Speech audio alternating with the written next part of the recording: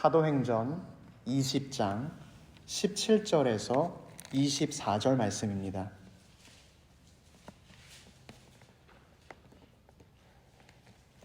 제가 가지고 있는 신약 성경은 222면에 나와 있습니다.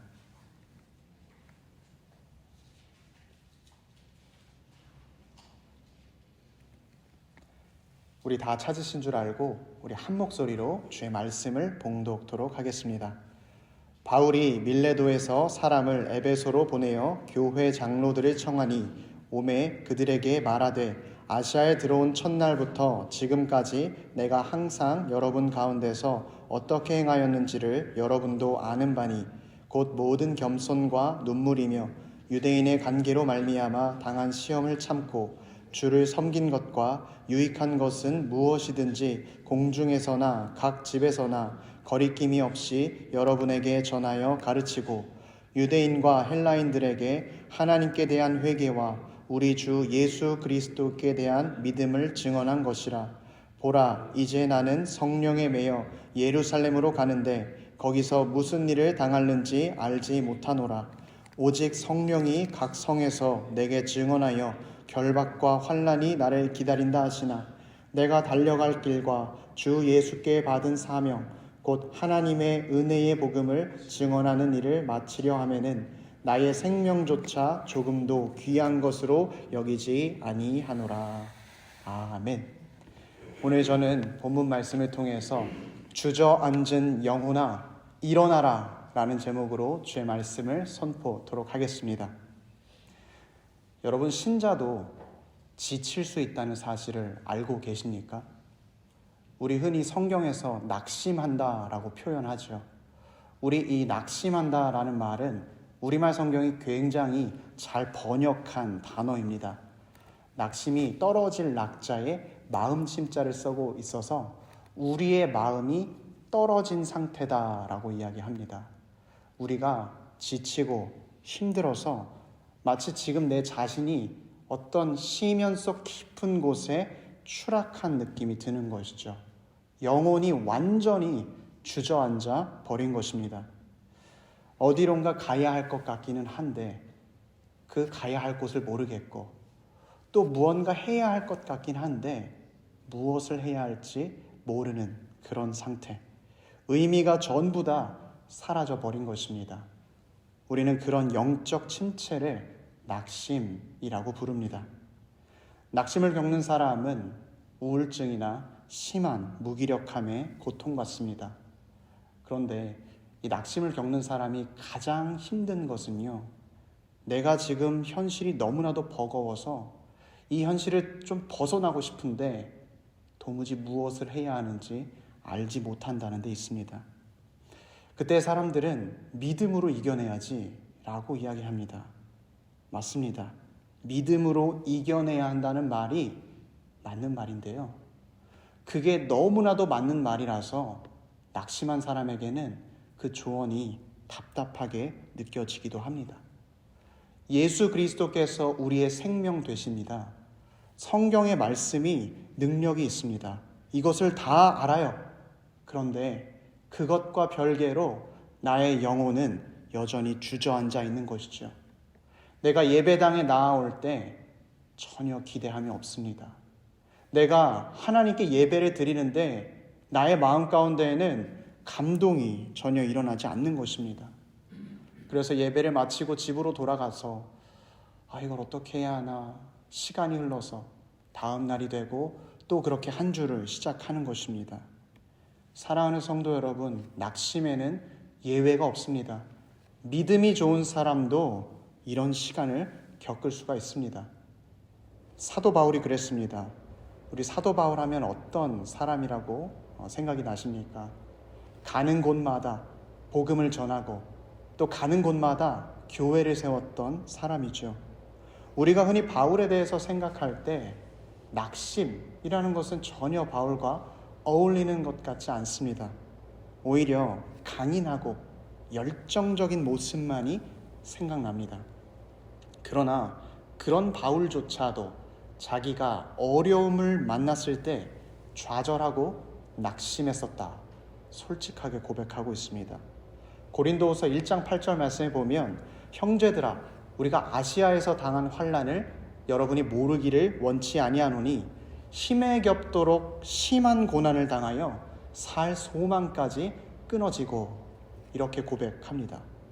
그 믿음이 좋다는 바울도 환난이 너무 심하기 때문에 살아가야 할 이유를 잃어버리고 이제 죽어야 하나 보다 생각했던 적이 있는 것이죠.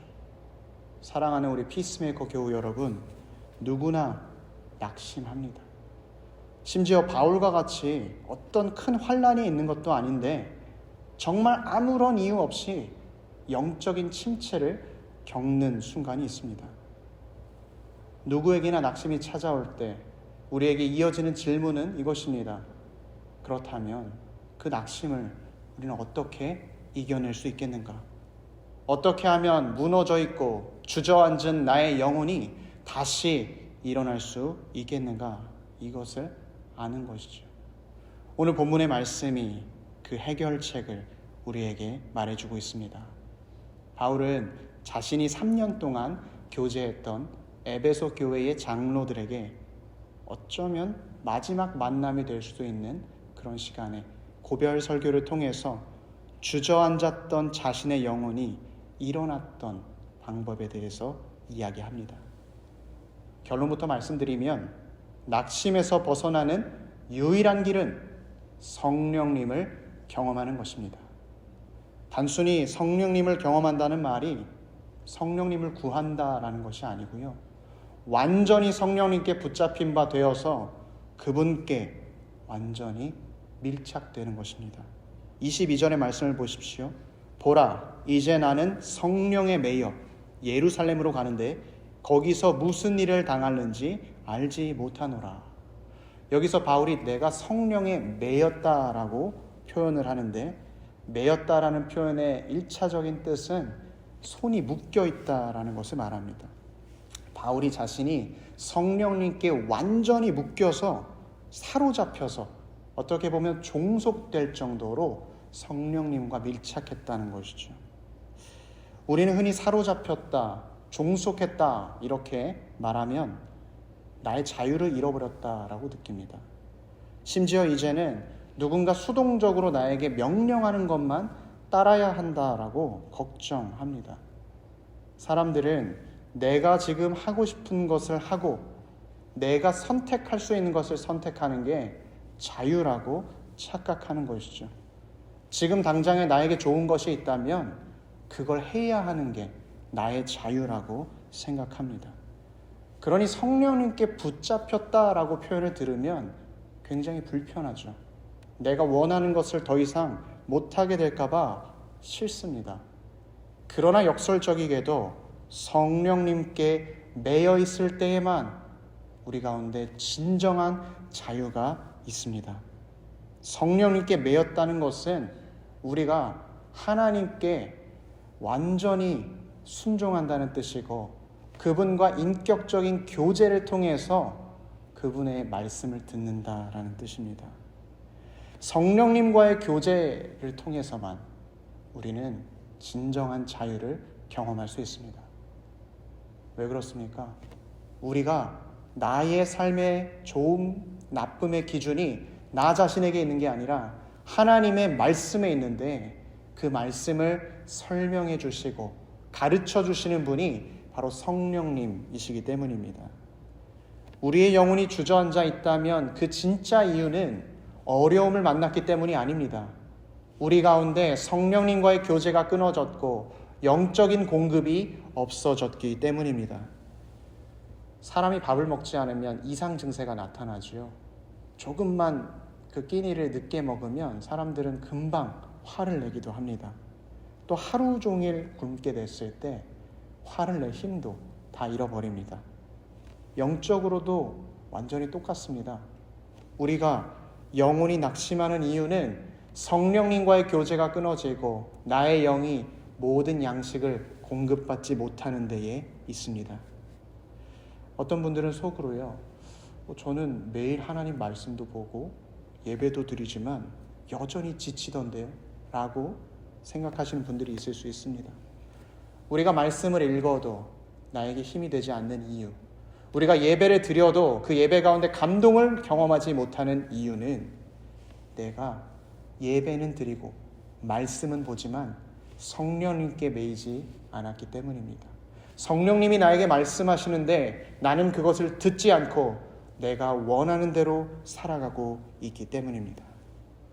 하나님의 말씀은 하나님의 말씀이고 예배를 드린 것은 그냥 예배 드린 거니까 내가 원래대로 내가 편한 대로 살아가는 것과 똑같은 것이죠.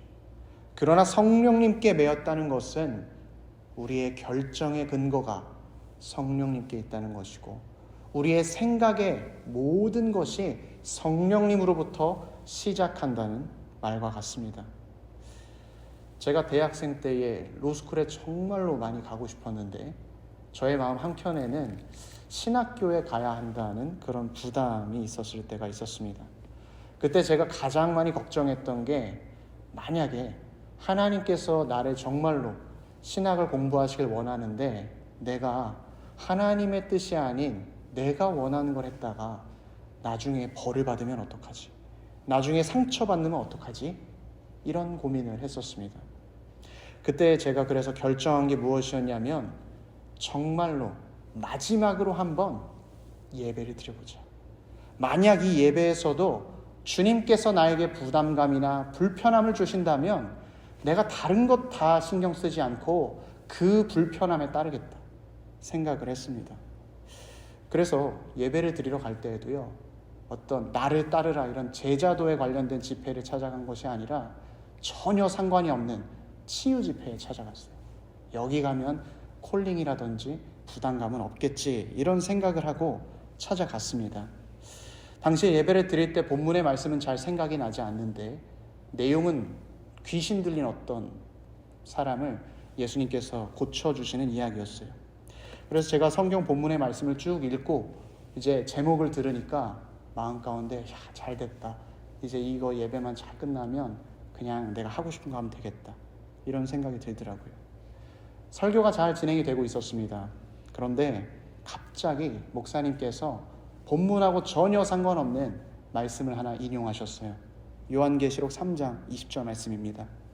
볼지어다 내가 문 밖에 서서 두드리노니 누구든지 내 음성을 듣고 문을 열면 내가 그에게 들어가 그와 더불어 먹고 그는 나와 더불어 먹으리라. 그리고 목사님이 말씀하세요. 여러분, 이것이 바로 여러분을 찾는 예수님의 모습입니다. 예수님이 여러분 문 밖에 서서 여러분의 문을 두드리고 있습니다. 이 말씀을 듣는데요, 제 마음 가운데 그동안 하나님께서 나를 부르셨던 것, 기다려주셨던 것, 또 찾으셨던 그 모든 순간이 마음에 콱 들어박히는데 도저히 부인할 수가 없겠더라고요. 신학을 하기로 결정을 했습니다. 그때가 예배가 한 5월쯤이었는데 제가 그 해에 신학대학원에 들어가게 되었습니다. 그전에는 로스쿨을 준비해도 마음이 불편했고요. 신학은 정말로 죽어도 하기 싫었는데요. 오히려 성령님의 음성을 듣고 그 음성을 따르니까 제 마음 가운데는 부담감도 사라지고 걱정도 사라지고 완전한 평안만이 자리 잡고 있었습니다. 그때 저는 성령에 매였다는 것이 무엇인지 깨닫게 되었습니다. 오늘 바울 사도도 마찬가지입니다. 23절의 말씀을 보십시오. 오직 성령이 각 성에서 내게 증언하여 결박과 환난이 나를 기다린다 하시나. 성령님께서 바울에게 계속해서 증거하시는 거예요. 예루살렘에 가면 너는 결박될 것이다. 에베소에 있을 때도 말씀하시고요. 또 다른데 마게도니아 땅 빌립보, 데살로니가, 베레아 모든 성에 갈 때마다 성령님이 바울에게 말씀하시는 거예요. 예루살렘에서 만난 환난은 네가 그동안 겪었던 환난보다 더 크고 훨씬 두려운 환난이 될 것이다. 이때 바울이 처음에 주님 저 진짜 못 가요. 이제 너무 힘들어요. 이렇게 말했을 수도 있지만 결국에 그는 아멘 하고 순종합니다. 우리가 사도행전을 성경 공부해서 쭉 보면서 알지만 솔직히 바울이 순종할 힘이 어디 있었겠습니까? 낮에는 복음을 강론하고요. 밤에는 천막을 만들어서 잠도 제대로 못 자요. 당시의 초대교회의 예배 문화를 보면 밤새 성찬과 말씀을 나누는 시간이 너무나 많이 있었어요. 그래서 바울은 육신적으로는 정말로 많이 피곤했을 것입니다. 또 바울이 1차 전도 여행을 47년에 시작을 했습니다. 그런데 오늘 이 말씀을 하고 있는 밀레도에서의 시간은 거의 57년에 가까운 시간입니다. 무려 10년 동안 육신에 쉬는 시간 없이 계속해서 복음을 위해서 살았던 것이에요. 그런데 그 와중에 좋은 일만 있었던 것 아니죠. 유대인들이 바울을 죽이려고 하니까 밤중에 밧줄에 타고 도망치기도 했고요. 복음을 전하다가 돌에 맞아서 거의 죽었는데 기적적으로 살아나기도 했고요. 또 복음을 전하니까 감옥에도 갇히고요. 또 마지막에는 수천 명의 우상 제조업자들이 바울을 죽여야 한다고 그를 수배하기까지 했습니다. 정말로 바울이 나는 살 소망이 끊어졌다 라고 말하는 것이 맞습니다. 그런데 그가 성령님께 순종하고 나서 우리에게 남긴 말씀이 무엇이냐 하면 고린도후서 3장 17절 말씀에 주는 영이시니 주의 영이 계신 곳에는 자유가 있느니라. 그가 지치고 힘들고 낙심했지만 그 와중에 붙잡았던 것은 진리의 영, 성령님이 있었습니다. 그의 낙심하고 떨어진 마음을 다시 일으켜 주셨던 분은 다름 아닌 성령님이었습니다. 사람들은 흔히 말합니다.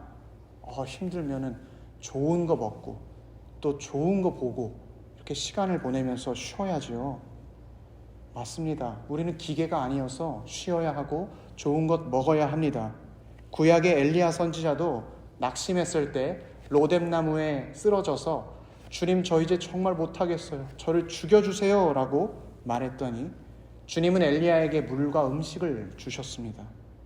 그런데 엘리야가 먹었던 이 물과 음식은 결국에 하나님 앞에 서기 위한, 하나님의 산 호렙산까지 가기 위한 에너지를 공급하는 것이었지 그것 자체가 그를 회복시켜 주신 것이 아니었어요. 엘리야가 회복했던 순간은 여호와의 말씀이 그에게 임했을 때였습니다. 다른 말로 하면 그가 성령에 매여서 주의 영의 음성을 들었을 때 그의 영혼은 회복되었습니다. 사랑하는 성도 여러분, 우리 오늘 영혼의 회복도 성령님께 달려 있습니다. 우리가 성령님을 찾아야지만 살 수가 있습니다. 최근 내 인생의 평안함이 깨지셨습니까? 또 내 삶에 만족이 사라지셨습니까?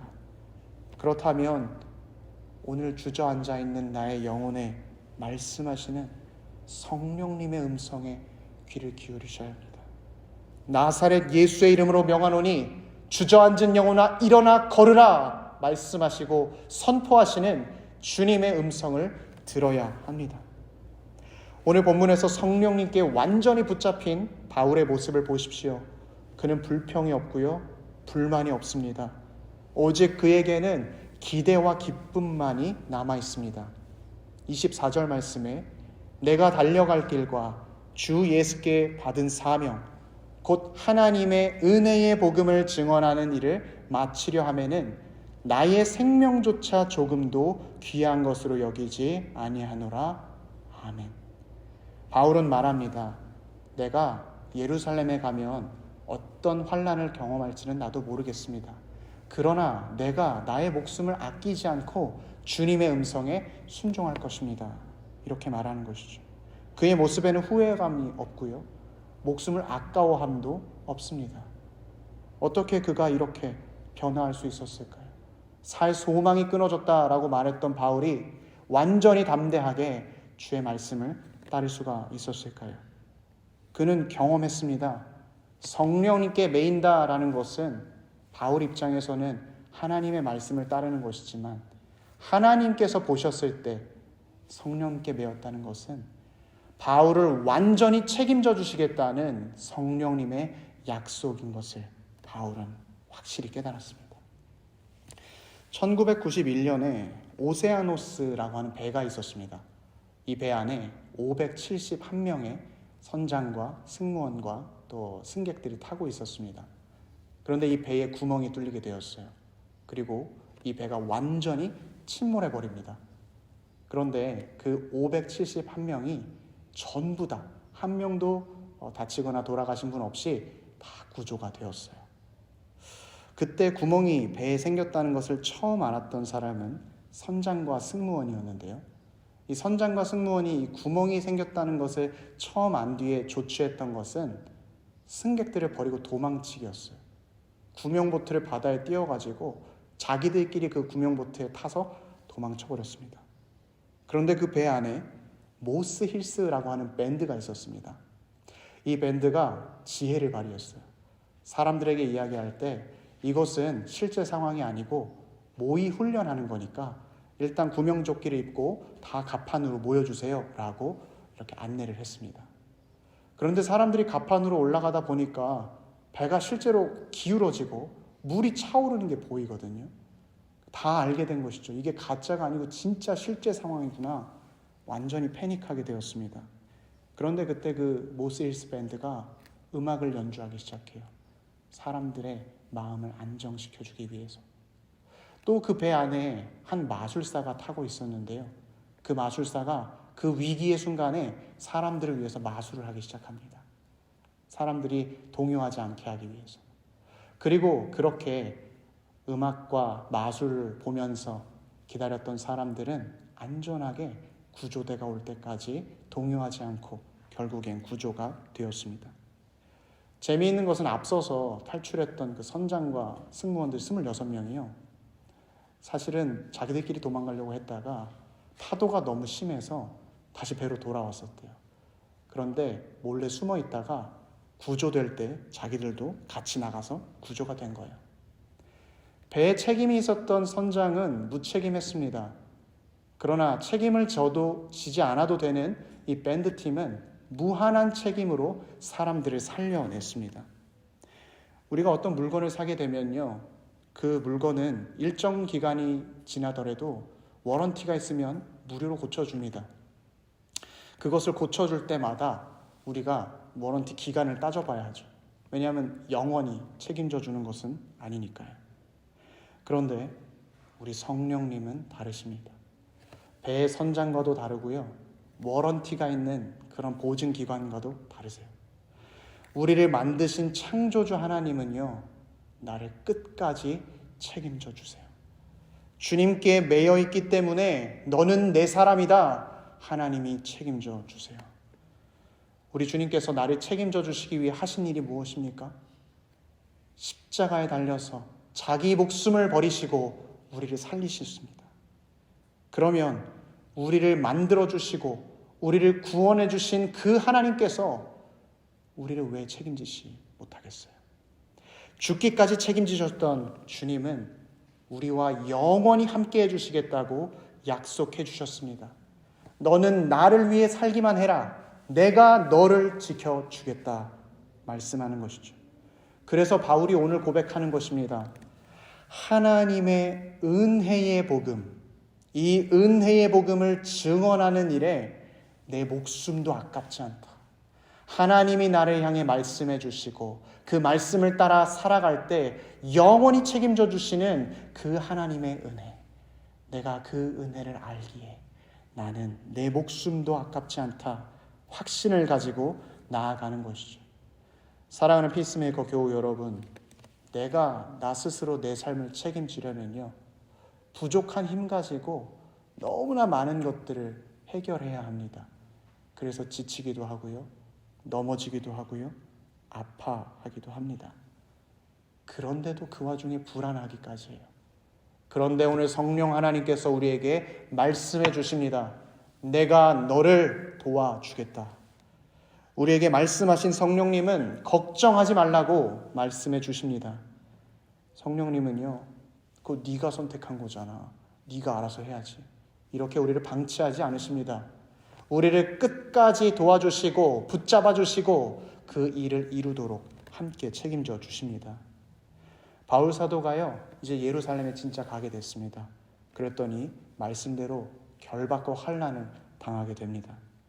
유대인들은 바울을 죽이고 붙잡기 위해서 엄청나게 큰 소동을 벌였고요. 그것도 모자라서 로마에다가 고발을 해버렸어요. 근데 그렇게 해도 죽일 수가 없으니까 밤에 40명의 자객을 동원해서 바울을 죽이지 않으면 우리는 먹지도 자지도 않겠다라고 이야기를 합니다. 이때 성령님께서요, 바울을 지키고 있던 로마의 천부장에게 이 사실을 알게 하십니다. 그러자 로마의 천부장이요, 바울을 보호하기 위해서 로마 군대 보병 200명, 또 기병 70명, 창병 200명을 모집합니다. 아마추어 용병 40명을 상대하기 위해서 세계 최고의 군대 로마군 470명, 또 최고의 무기와 최고의 훈련을 받은 군인들이 바울을 지키기 위해서 모인 것입니다. 여러분, 우리가 살아가다 보면 하나님이 말씀하신 곳에 나의 일터에서, 나의 가정에서, 또 사람들과의 관계에서 우리가 힘든 일을 만날 수도 있습니다. 그때에 힘든 일을 만나면 나는 1 정도밖에 안 되는 것 같아요. 그러나 나를 압도하는 그 상황은 한 40쯤 되어 보입니다. 내가 도저히 이길 수가 없고 도저히 극복할 수가 없습니다. 재정적인 문제, 건강의 문제, 관계와 자녀와 직장과 마음의 모든 문제가 우리를 압도하는 것 같은 그런 순간들이 있습니다. 그런데 성령님께서 그때 우리를 어떻게 지켜주시냐면 470을 준비하셔서 무려 12배에 달하는 은혜를 부어주셔서 우리가 그 어려운 상황을 극복하고 이기도록 인도해 주십니다. 우리 주님은요, 홍해 바다를 가르셔서 바로의 군대를 수장시키셨고, 또 물고기, 또 떡, 이 보리떡 5개와 물고기 2마리로 5,000명을 먹이시고 12광주리를 남기셨고요. 죽음에서 부활하셔서 완전히 모든 것을 승리하신 그런 하나님이십니다. 그런 분이 우리를 위해 일하시고 우리에게 놀라운 은혜를 예비해 주신 것입니다. 사랑하는 피스메이커 교우 여러분, 사도행전 말씀은요, 성령님의 음성을 듣는 사람들, 성령께 매인 사람들에 대한 증언들입니다. 성령 충만했던 사도 바울이 어디로 가야 할지 모를 때에 하나님께서는 그에게 환상을 보여주셔서 마게도냐 땅으로 인도하셨고, 또 성령 충만했던 스데반 집사님은 사람들이 가장 두려워하는 죽음의 순간에 하나님의 얼굴을 보는 귀한 축복을 경험했습니다. 오늘 우리의 삶 가운데에도 이 성령님의 역사가 있기를 바랍니다. 우리 마음 가운데 성령님의 음성이 들리고 낙심 가운데 벗어나는 은혜가 있기를 축복합니다. 성령님이 함께 하시면 내 삶에 의미 없던 것이 의미가 생기고, 또 내가 어떻게 살아가야 할지 확신이 생깁니다. 오늘 성령님의 음성에 매여서 나를 끝까지 책임져 주시는 그분과 함께 승리하는 우리 모두가 되길 주의 이름으로 축원합니다.